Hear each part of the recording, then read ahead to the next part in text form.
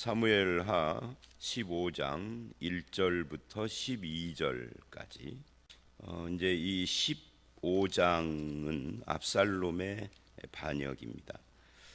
그 중에서 1절로 12절이 압살롬의 반역을 표현하는 방식이 백성들의 마음을 훔쳤다라고 6절에 그렇게 표현을 하는, 이것이 이제 오늘 본문의 핵심이라고 할 수가 있습니다. 그리고 이 압살롬의 반역이 계속되죠. 그래서 15장, 16장도 계속해서 압살롬의 반역이 쭉 이어져 가는 그런 내용이에요. 이 압살롬을 한마디로 말하면 이 속에 야망을 가지고 있는 이 야망가, 야심가라고 그렇게 말할 수 있어요. 그런데 우리가 알아야 할 것은 하나님의 종은 민심을 훔쳐서, 사람의 마음을 훔쳐서 세워지는 것이 아니에요. 우리가 구약 성경에서 쭉 보고 신약에도 12사도나 바울 같은 사람들을 보면은 다 아시겠지만, 내가 사람들에게 인기를 얻고 여론을 조작을 하고 마음을 훔치고 이렇게 되어지는 그런 지도자는, 그건 세상적인, 성경에서 세상적이다는 것은 마귀적이다는 것과 같은 건데, 그런 지도자입니다. 하나님의 종은 하나님이 부르셔서 세우는 거예요. 다윗을 세울 때도 그랬잖아요. 다윗은 전혀 알지도 못하고 뜻하지도 않았는데 하나님이 사무엘을 보내서 부르시죠.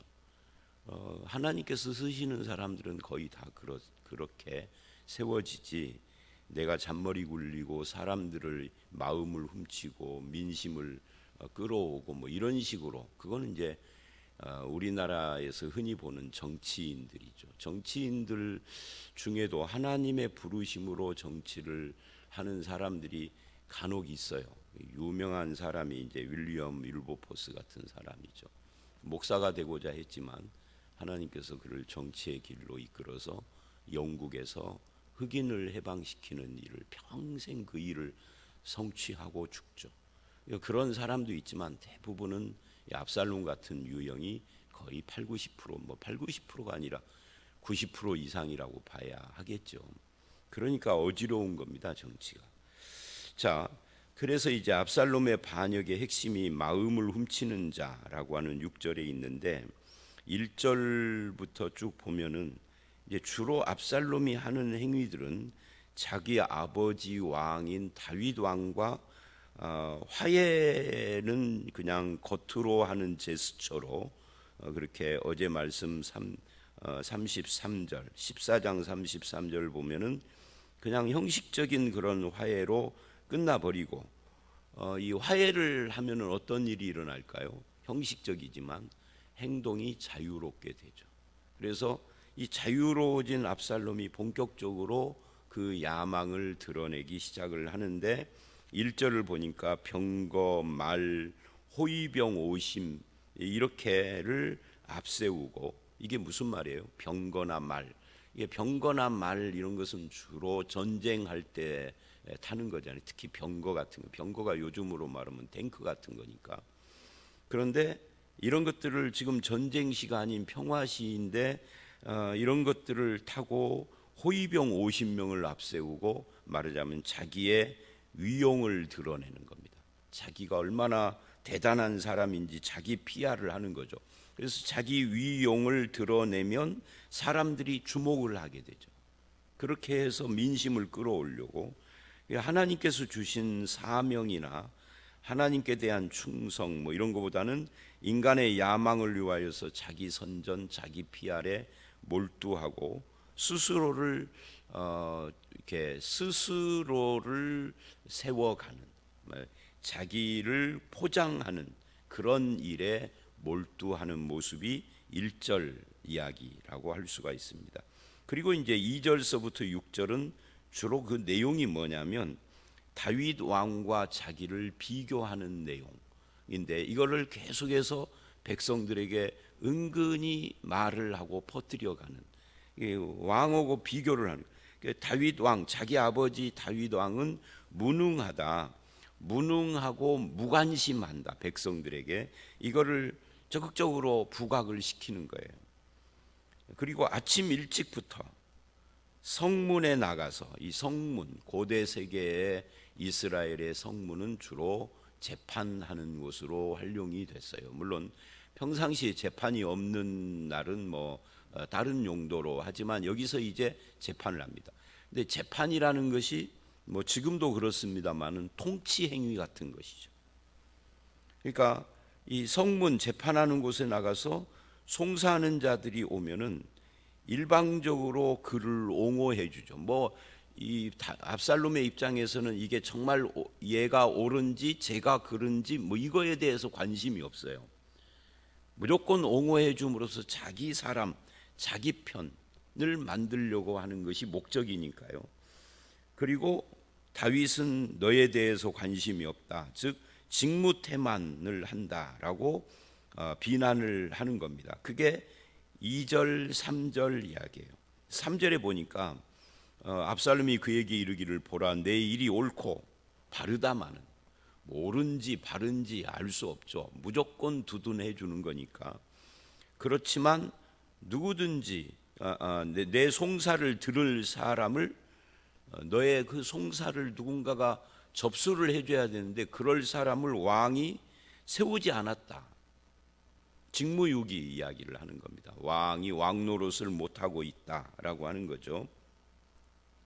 그러면서 4절, 내가 이 땅에서 재판관이 되고 누구든지 송사나 재판난 일이 있어서 내게 오는 자에게 내가 정의를 베풀리. 여러분, 이 4절 말씀이 굉장히 중요해요. 왜냐하면 지금은 삼권 분립이 확실하지만 그때는 삼권 분립이 분명하지 않던 시대이니까 재판은 왕의 어떤 직무란 말이에요. 왕의 권리예요. 물론 이제 이 재판을 좀 더 다윗 시대보다 좀 더 고대로 더 올라가면은 모세가 직접 재판을 하고 왕이 직접 재판하는 이런 체제였고, 사사 시대는 사사라는 말이 판관이라는 말이 재판관이라는 뜻인데 사사라고 우리나라 성경이 번역을 그렇게 한 거죠. 그러니까 재판하는 행위는 통치 행위예요. 다윗 시대에도 재판은 왕에게 속한 거예요. 다만 다윗이 직접 하던 초기와 달리 이제 후대로 가면은 왕이 임명해서 재판하는 자를 세웠겠죠. 그러니까 여기서 이 4절 말씀에 내가 이 땅의 재판관이 됐다, 송사할 자는 내게 가져와라, 내가 정의를 베풀겠다, 이 말은 은근히 내가 왕이다 라고 말하는 것과 비슷한 거라고요. 왕이 직무태만하니까 왕의 아들인 내가 대신한다, 이런 말인데, 이거를 이제 다윗 왕이 만약에 친아버지가 아닌 다른 사람이라고 하면 이게 반역이나 마찬가지인 거죠. 이게 자기가 왕 노릇 하겠다는 것이니까요. 그리고는 5절을 보면 사람이 가까이 와서 그에게 절하려 하면 절을 하지 못하게 하고 입을 맞췄다. 입을 맞췄다라고 하는 것은 이제 인사법인데, 절하는 것은 상하관계가 있잖아요. 근데 입을 맞추는 것은 상하관계가 아니라 평등관계예요. 그러니까 사람들이 감격하는 거죠. 그냥도 왕의 아들 왕자고 다윗의 그 아들들의 계보를 보면 다음 때 왕이 압살롬이 분명한데, 더군다나 내가 재판을 하고 정의를 베풀겠다 해버렸으니 살아있는 왕은 거의 하수압이고 압살롬이 왕이나 마찬가지인 사람이 절을 받는 것이 아니라 입 맞추니까 이게 황공한 거죠. 황공한 거. 이제 이런 경험을 한번 하면은 적극적으로 다윗의 찐팬이 되는 거죠. 압살롬이. 이렇게 해서 자기 사람들을 모아가는 이 압살롬이 상당히 머리가 비상하다. 근데 그 비상한 지혜, 그거는 세상적 지혜, 마귀적 지혜인 거죠. 머리가 똑똑하고 비상한 것이 다 축복은 아니에요. 이것 때문에 결국은 압살롬이 멸망한 거니까요. 그래서 6절, 이런 모든 행동의 목적과 동기를 이렇게 표현을 하죠. 6절에 압살롬의 행함이 이와 같아서 이스라엘 사람의 마음을 압살롬이 훔쳤다라고. 이 마음을 훔침, 그러니까 서론에서 말한 것처럼 하나님의 종은 사람들의 마음을 훔쳐서 되는 것이 아니라 하나님이 세우셔야 하는 거죠.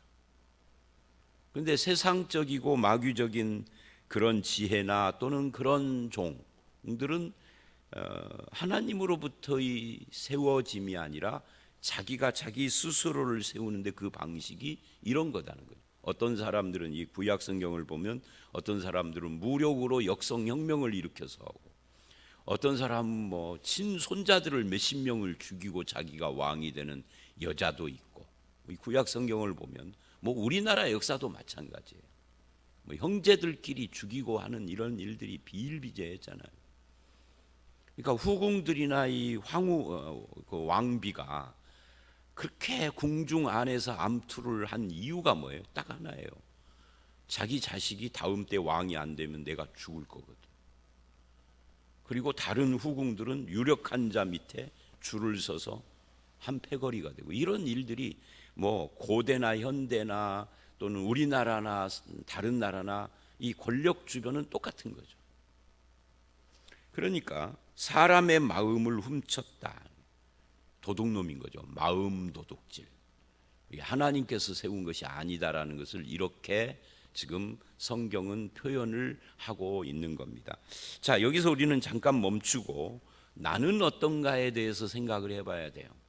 나는 무엇에 관심을, 그러니까 예를 들어서 제가 목사인데 목사로서의 노재석이는 성도들의 마음을 훔치는 데 뜻이 있는가, 하나님의 뜻과 하나님의 말씀과 진리를 드러내고 양육하는 데 뜻이 있는가, 방향이 어딘가. 사람들은 똑같이 보는 거죠, 이 둘이. 근데 뭐가 틀려요? 내 마음이 틀린 거죠. 내 마음 속에 있는 것은 여러분이 모르는 거예요. 근데 누가 알아요? 하나님이 아시는 거예요. 네가 설교하는 것은 사람들의 마음을 훔치기 위하여서지 하나님께서 아시는 거예요. 내 진리를 드러내고 하나님의 뜻을 드러내고 하나님께 영광 돌리는 행위인가? 사람의 마음을 훔치려고 하는 건가? 하나님은 아시는 거죠. 우리도 그걸 물어봐야 돼요. 자, 목사는 목사고 여러분이 하는 그 말과 행위는 사람을 좋게 하랴 하나님을 좋게 하랴라고 바울이 말했던 것처럼 이 본문에 의하면 사람의 마음을 훔치려고 하는가, 하나님의 뜻을 반영하는 삶을 사는가에 대해서 목사가 아니더라도 우리 다 물어봐야 해요. 사람의 마음을 훔치는 사람들의 궁극적인 목적은 하나님의 영광이 아니죠. 입술로는 하나님의 영광이지만 결국은 자기 영광인 거죠. 그런데 이제 7절 이하를 보면 이런 야심을 가지고 4년 만에, 그러니까 4년 동안 야망을 드러내지 않고 뒤에서 사람들의 마음을 다 훔친 거예요. 그래서 어느 정도 기반이 깔렸다라고 생각을 하니까 이제 본격적으로 자기 야심을 드러내기 시작을 하는 거죠. 4년. 우리가 이 압살롬이 참 무서운 애다, 이게. 왜냐하면 암논이 자기 동생 누이 다말을 범했을 때에도 다말에게 이렇게 말했죠. 아무 소리 하지 말아라. 그리고 조용히 때를 기다리잖아요. 이 압살롬이 되게 위험한 인물, 참 무서운 놈이었다는 거예요. 어떤 야망과 목표를 위하여서 뭐 몇 년 정도는 조용히 지낼 수 있는 그런, 참 조용해지고 잠잠해지고 아무 일 없는 것처럼 되니까 그때 죽여버리잖아요. 거기서도 아마 만 2년이라고 했었던 것 같은데 여기서는 4년이에요. 생각을 해보세요. 군대를 1년 8개월 가는데도 죽겠다고 그러는데 4년이면 군대를 3번 정도 가는 거잖아요. 그러니까 침묵 속에서 쫙 밑바닥을 깐 거죠. 무서운 사람이에요. 이 압살롬이 왕에게 청합니다. 그래서 왕에게 청할 때 하는 말을 우리가 주목할 필요가 있어요. 내가 여호와께 소원한 것이 있사온데 청하건대 헤브론에 가서 그 소원을 이루게 해 주십시오. 당신의 종이 아람 구술에 있을 때 소원하기를 여호와께서 반드시 나를 예루살렘으로 돌아가게 하면 내가 여호와를 섬기겠다고 했습니다. 여기서 섬긴다라는 말은 뭐 목사가 된다든지 이런 의미를 갖고 있는 것은 아닐 거고요. 아마 이 섬긴다는 것이 예배하는 행위 같은 걸 의미했을 거예요. 그리고 왕이 거기에 껌뻑 속아요. 평안히 가라 그래요. 여기 평안이 왜 다윗은 헤브론으로 갔을까요? 아까 입 맞추고 화해한 것이 압살롬을 자유롭게 한 것이라고 그랬잖아요. 여기서도 헤브론으로 가는 것이 이제 자유롭게 되어지는 것과 똑같아요. 이제는 다윗의 감시망을 벗어난 거죠. 근데 여기서 우리가 주목해야 할 것이 뭐냐면 계속해서 이 속에 있는 이 야심을 드러내지 않고 뭐라고 하느냐면 여호와께, 여호와께서, 여호와께라는 말, 이 하나님의 이름을 계속 들먹이고 있다는 겁니다. 그러니까 압살롬 같은 사람에 의하면 하나님이나 하나님의 이름조차도 자기 야심을 위한 도구로 이용되는 대상에 불과한 거예요. 그러니까 하나님이 부르지 않는 사람, 자기의 그 야망을 위하여 사람의 마음을 훔치는 사람의 최종적인 목적은 자기 영광, 자기가 왕이 되고 영광을 받는 것이기 때문에 하나님도 이용해 먹는 도구가 될 수 있어요. 그런데 하나님의 영광을 최종 목적으로 하는 사람은 절대 하나님을 이용할 수 없죠. 그럼 압살롬은 이제 정치적이고 군사적으로 그렇다 치고 우리는 뭐 그런 권력이 없으니까 우리는 규모가 작을 뿐이지 압살롬하고 똑같아요. 그럼 최종 목적이, 내가 그 말을 하고 그 행동을 하는 최종 목적이 하나님의 영광인가?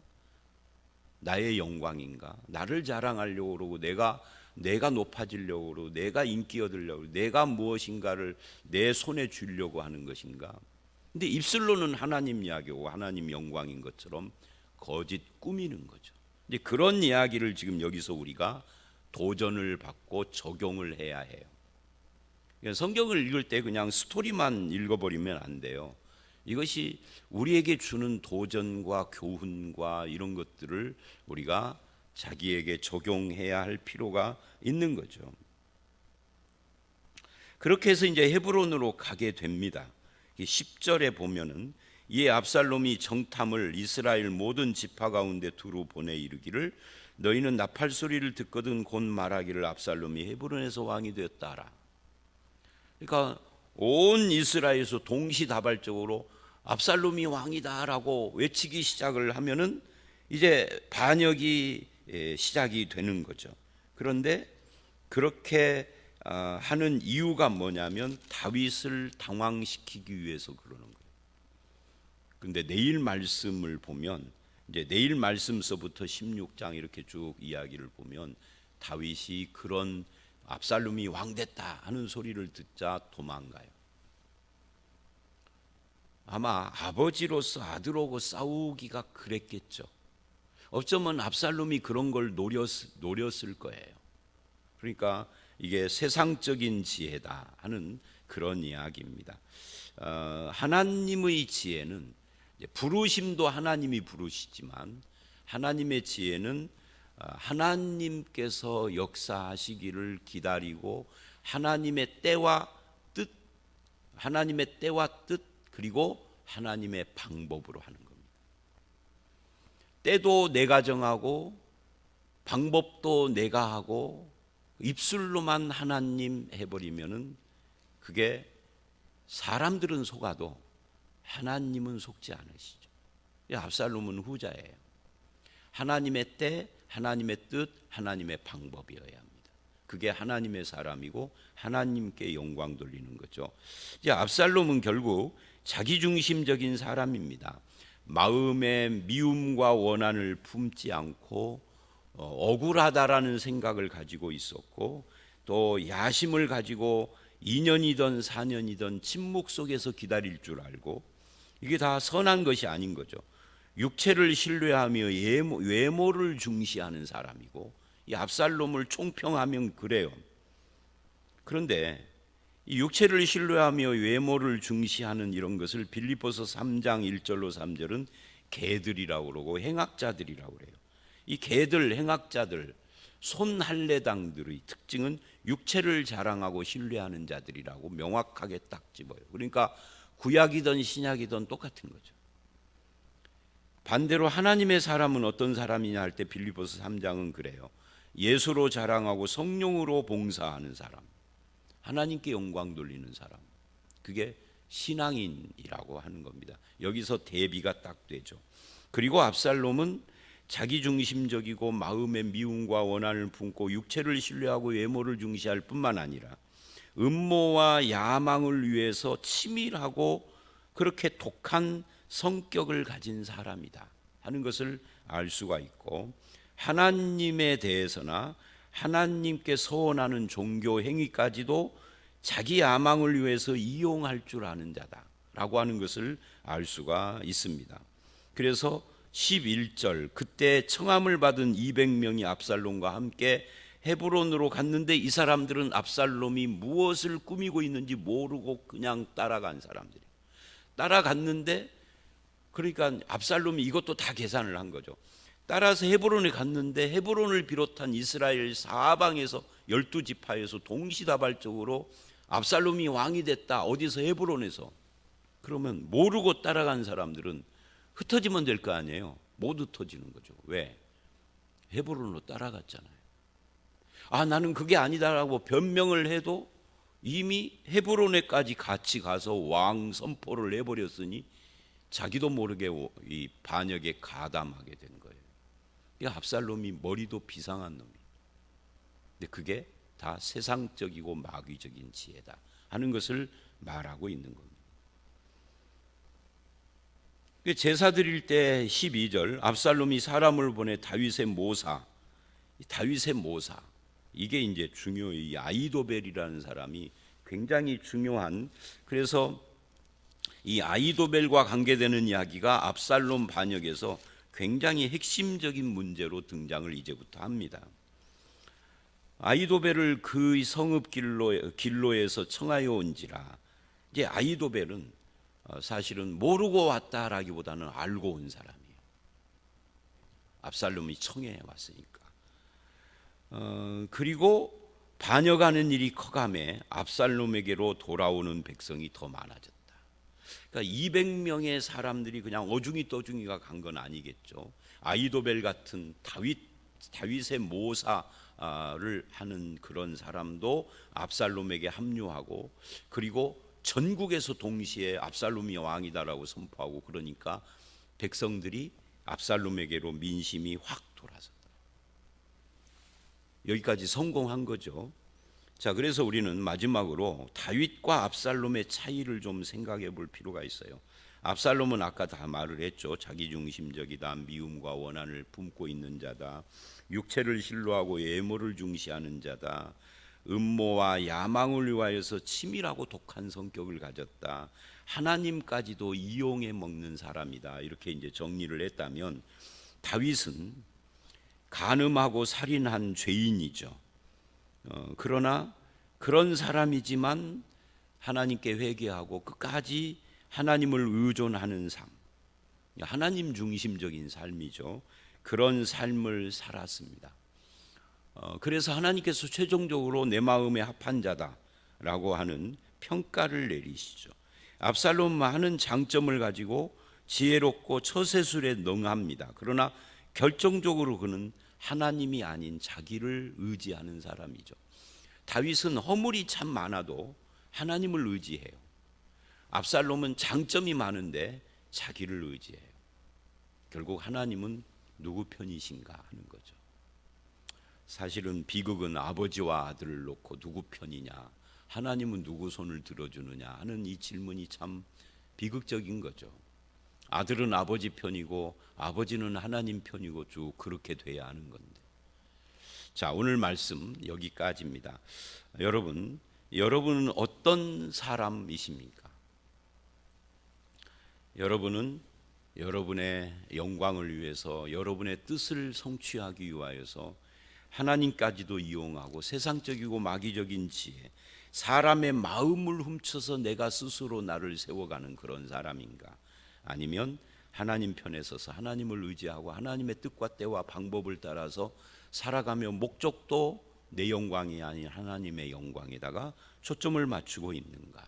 이것에 대해서 정직하게 우리가 스스로에게 물어보고 후자로 대답이 가능한 그런 성도의 삶을 살아가는 저와 여러분들이 다 되시기를 주의 이름으로 축원합니다. 함께 기도하겠습니다. 하나님, 그렇습니다.